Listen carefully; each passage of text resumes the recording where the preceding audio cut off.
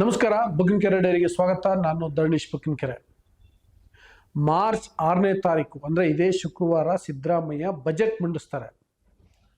ಅವರೀಗ budget ತಯಾರಿಯಲ್ಲಿದ್ದಾರೆ. D K Shivakumar ಬೇರೆ ರೀತಿಯ ತಯಾರಿಯಲ್ಲಿದ್ದಾರೆ.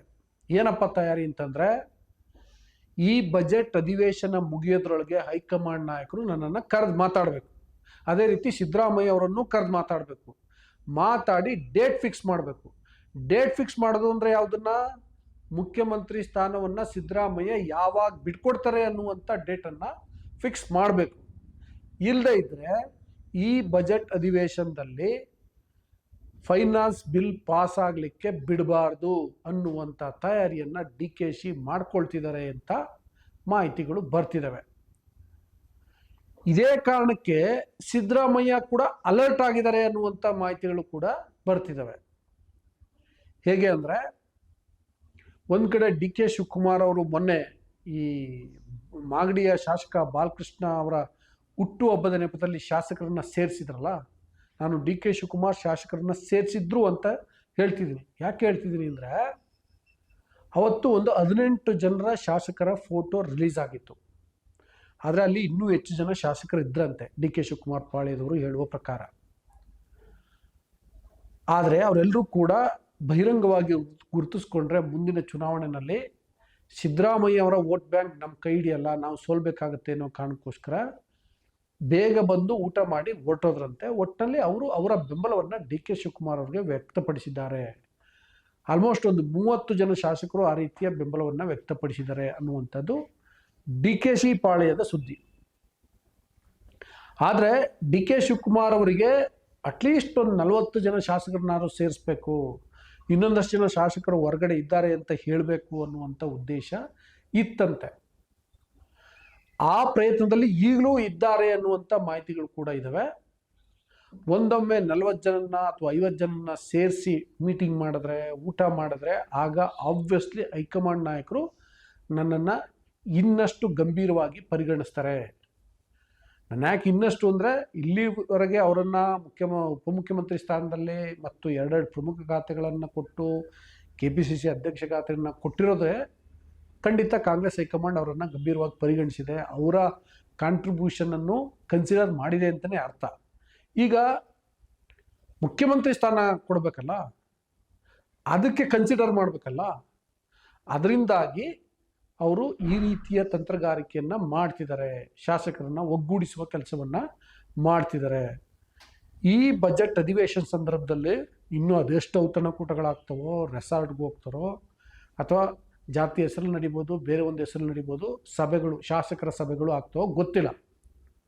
ಈಗ ಬರ್ತಿರುವಂಥ ಮಾಹಿತಿಯ ಪ್ರಕಾರ ಆ ಎಲ್ಲ ಸಾಧ್ಯತೆಗಳು ಇದ್ದಾವೆ. ಇದು ಸಿದ್ದರಾಮಯ್ಯಗೂ ಗೊತ್ತಾಗಿದೆ.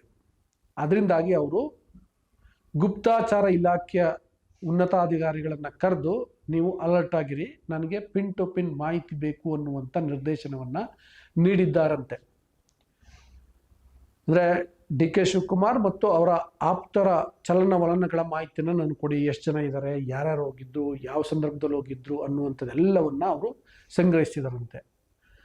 ಅದಕ್ಕೆ ಪ್ರತಿಯಾಗಿ ತಾವು ತಂತ್ರಗಾರಿಕೆಯನ್ನು ಮಾಡಲಿಕ್ಕೆ, ಅದಕ್ಕೆ ತಮ್ಮನೇಲಿ ಹೇಳಿದ್ದು ಏನಂತಂದರೆ, ಬಂದು ಹೇಳ್ತಾರ ಡಿ ಕೆ ಶಿವಕುಮಾರ್ ಅಲರ್ಟ್ ಆದ್ರ ಸಿದ್ದರಾಮಯ್ಯ ಅಂತ.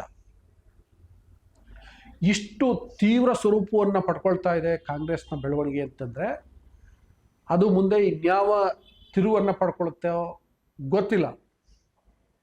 ಈ ಹಂತದಲ್ಲಿ ಮಾತ್ರ ಮೊದಲಿಗಿನ್ನ ಹೆಚ್ಚು ಸೀರಿಯಸ್ನೆಸ್ ಕಾಣ್ತಾ ಇದೆ ಡಿ ಕೆ ಶಿವಕುಮಾರ್ ಪಾಳ್ಯದಲ್ಲಿ.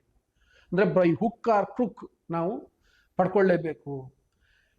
ಬಹುಶಃ ಅದಕ್ಕೊಂದು ಕಾರಣ ಇರ್ಬೋದು. ಏನಂದರೆ, 3 ವರ್ಷ ಆಗ್ಬಿಟ್ರೆ, ಸರ್ಕಾರ ಬಂದು 3 ವರ್ಷ ಆಗ್ಬಿಟ್ರೆ, ಆಗಲೂ ಕೂಡ ಆ ಮೈಲುಗಳನ್ನು ದಾಟ್ಬಿಟ್ರೆ ಸಿದ್ದರಾಮಯ್ಯ ಮತ್ತೆ ಅವ್ರನ್ನ ಇಳಿಸ್ಲಿಕ್ಕೆ ಕಷ್ಟ ಆಗತ್ತೆ ಅನ್ನುವ ಕಾರಣಕ್ಕೆ ಡಿ ಕೆ ಶಿವಕುಮಾರ್ ಈಗ ಇಷ್ಟು ತೀವ್ರವಾದಂಥ ಪ್ರಯತ್ನವನ್ನು ನಡೆಸಿರ್ಬೋದು ಅಂತ ಅನ್ನಿಸ್ತಿದೆ. ಅದೇ ಕಾರಣಕ್ಕೆ ಅವರೀಗ ಮುಂದಿನ ವಾರ ಬಿಟ್ಕೊಡಿ, ಮುಂದಿನ ತಿಂಗಳು ಬಿಟ್ಕೊಡಿ ಅಂತ ಕೇಳ್ತಿಲ್ವಂತೆ. ನೀವು ಯಾವಾಗ ಬಿಟ್ಕೊಡ್ತೀರಿ ಅಂತ ಡೇಟ್ ಹೇಳ್ಬಿಡಿ, ಅಲ್ಲಿವರೆಗೆ ನಾವು ಸುಮ್ಮನೆ ಇರ್ತೀವಿ, ಅದಾದ್ಮೇಲೆ ನೀವು ನಮಗೆ ಬಿಟ್ಕೊಡಿ ಅಂತ. ಅಂದರೆ ಕಮಿಟ್ ಮಾಡಿಸ್ಲಿಕ್ಕೆ ಇಷ್ಟೆಲ್ಲ ತಂತ್ರಗಾರಿಕೆಯನ್ನು ಮಾಡ್ತಿದ್ದಾರೆ, ಒತ್ತಡ ಇರುವಂಥ ಪ್ರಯತ್ನವನ್ನು ಮಾಡ್ತಿದ್ದಾರೆ. ಅದಕ್ಕೋಸ್ಕರ ಶಾಸಕರನ್ನು ಕ್ರೋಢೀಕರಿಸಲಿಕ್ಕೆ ಪ್ರಯತ್ನವನ್ನು ಮಾಡ್ತಿದ್ದಾರೆ, ಶಾಸಕರ ಬಲ ಪ್ರದರ್ಶನ ಮಾಡಲಿಕ್ಕೆ ಪ್ರಯತ್ನವನ್ನು ಮಾಡ್ತಿದ್ದಾರೆ ಅಂತೇಳಿ ಗೊತ್ತಾಗ್ತಿದೆ. ಅದರಿಂದಾಗಿ ಸಿದ್ದರಾಮಯ್ಯ ಅಲರ್ಟ್ ಆಗಿ ಅವ್ರದ್ದೇ ರೀತಿಯ ತಂತ್ರಗಾರಿಕೆಯನ್ನು ಮಾಡಿದರೆ, ಸದ್ಯಕ್ಕೆ ಅವರು ಗುಪ್ತಚಾರ ಇಲಾಖೆಯ ಮುಖಾಂತರ ಮಾಹಿತಿಯನ್ನು ಸಂಗ್ರಹಿಸ್ತಿದ್ದಾರೆ ಅಂತಷ್ಟೇ ಗೊತ್ತಾಗಿದೆ. ಅದಕ್ಕೆ ಹೊರತುಪಡಿಸಿ ಅವ್ರು ಇನ್ನೇನೇನು ತಂತ್ರಗಾರಿಕೆಯನ್ನು ಮಾಡ್ತಾರೋ, ಅಂದರೆ ದಲಿತ CM ಅಸ್ತ್ರ ಬಳಸೋದು, ಅಥವಾ ಮಲ್ಲಿಕಾರ್ಜುನ್ ಖರ್ಗೆ ಅವ್ರಿಗೆ ನೀವೇ ಮುಖ್ಯಮಂತ್ರಿ ಆಗಿಬಿಡಿ ಅನ್ನೋದು, ಮುಖ್ಯಮಂತ್ರಿ ಸ್ಥಾನವನ್ನು ಬಿಟ್ಕೊಡ್ಬೇಕು ಅಂತಂದರೆ ನನ್ನ ಒಂದಷ್ಟು ಷರತ್ತುಗಳಿದ್ದಾವೆ ಅಂತೇಳಿ ಹೈಕಮಾಂಡ್ಗೆ ಷರತ್ತುಗಳನ್ನು ತಿಳಿಸೋದು, ಈ ಥರದ್ದು ಏನೇನು ತಂತ್ರಗಾರಿಕೆಯನ್ನು ಮಾಡ್ಬೋದು. ಎಲ್ಲಕ್ಕಿಂತ ಮುಖ್ಯವಾಗಿ ಈಗ ಶಾಸಕರನ್ನು ಅವರು ಕೂಡ ವಿಶ್ವಾಸಕ್ಕೆ ತೆಗೆದುಕೊಳ್ಳುವಂಥ ಪ್ರಯತ್ನವನ್ನು ಮಾಡಬಹುದು. ಹೀಗೆ ಕಾಂಗ್ರೆಸ್ನ ಬೆಳವಣಿಗೆಗಳು ರೋಚಕ ಘಟ್ಟವನ್ನು ತಲುಪ್ತಾ ಇದ್ದಾವೆ ಅನ್ನೋ ಕಾರಣಕ್ಕೆ ಈ ವಿಡಿಯೋವನ್ನು ಮಾಡಿದೆ. ನಿಮಗೇನು ಅನಿಸುತ್ತೆ ಅನ್ನೋದ್ರ ಬಗ್ಗೆ ಕಮೆಂಟ್ ಬಾಕ್ಸ್ನಲ್ಲಿ ತಿಳಿಸಿ. ಜೊತೆಗೆ ಇನ್ನೂ ಬುಕ್ಕಿಂಗ್ ಡೈರಿಯನ್ನು ಸಬ್ಸ್ಕ್ರೈಬ್ ಮಾಡಿಲ್ಲ ಅಂದರೆ ದಯವಿಟ್ಟು ಸಬ್ಸ್ಕ್ರೈಬ್ ಮಾಡಿ, ಲೈಕ್ ಮಾಡಿ, ಶೇರ್ ಮಾಡಿ, ಬೆಲ್ ಬಟನನ್ನು ಪ್ರೆಸ್ ಮಾಡಿ. Thank you.